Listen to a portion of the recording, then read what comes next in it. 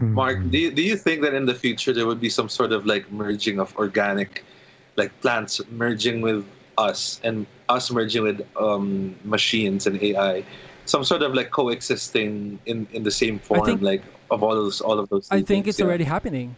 I mean, our phones are a good example of that. It's a piece of equipment that we carry with us. It's part of us. It's an extension of us.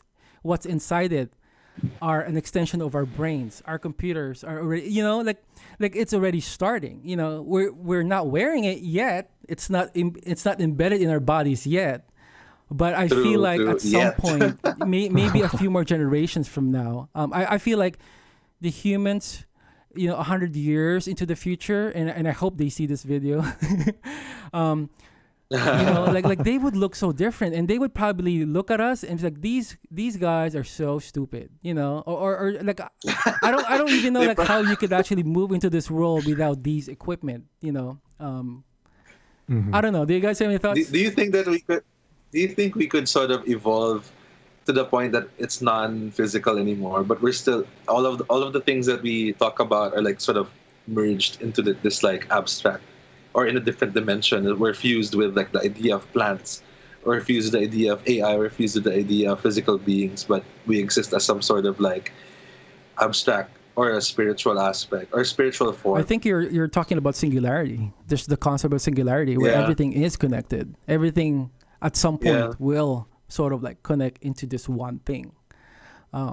Does that idea excite you, Um, or does it it scare you? it's fascinating to me because, but at the same time too, I also know that I will die before I see that. But it's fascinating to me. Yeah. Yeah, I feel that is the sort of ideal mediator in a sense when any sort of ability or progression to move beyond the physical self and possesses sort of a non-corporeal body. I guess you wouldn't even call it a body, so to speak. There's actually a lot of like queer writings, sort of like transgender texts about a lot of these things, and sort of incorporating, technology with, gender and changing the physical self. Mhm. And I feel it's fascinating in the sense of I think maybe I'm just projecting, but I feel many of us sort of want to experience something that is, beyond our physical limitations in a sense. I feel that's I sort of a agree. lot of the desire of Yeah. humanity, a lot to move past that. And it's very hard to, we make a lot of this technology to answer those questions. But like Mark said, ask when that person asks the AI, like, what do we need to do? They said, oh, you talked, go back to the plants. And it's kind of like we're adding all these things to sort of to take away and to unlearn a lot of things in a sense.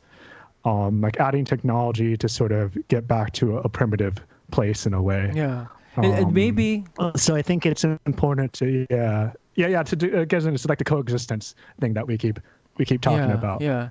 And maybe the Yeah. new high tech is actually leading to primitivity. It's like we could get to just so Yeah. like we would evolve in very like high tech that it would become primitive. It would become simple again. So, sort of like I don't Hmm. know. That's so interesting. Yeah. It's like the journey is goes in a circle. It's like you evolve just to devolve, Yeah. Yeah.